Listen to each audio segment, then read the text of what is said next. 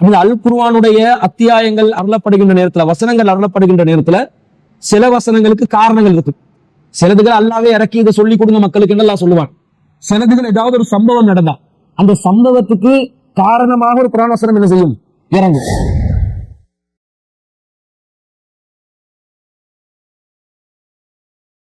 ஒரு முறை எங்க வீட்டுல ஜனாசா ஒன்று நடந்துச்சு. எங்கட வாப்பா அப்பா மௌத்தா போனாரு.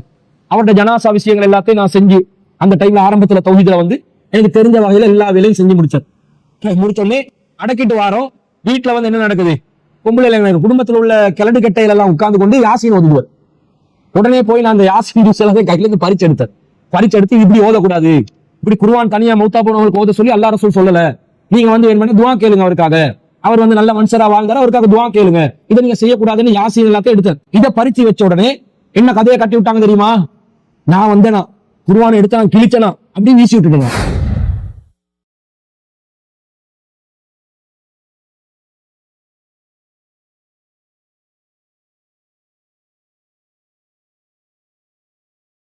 அந்த காலத்துல பெட்ரோல் ஃபியூல் எல்லாம் இருக்கல, விறகுதான் என்ன செய்யணும், சேர்க்கணும். நெருப்ப கூட்டுறதுக்கு என்ன செய்யணும், விறகுதான் சுமந்து ஒரு விறகு, 2 விறகு, இன்னும் 10. இந்த 10 வைக்கிற வேலையை செஞ்சிருக்கிறார் யாரு? அபூ லஹபுடைய மனைவி.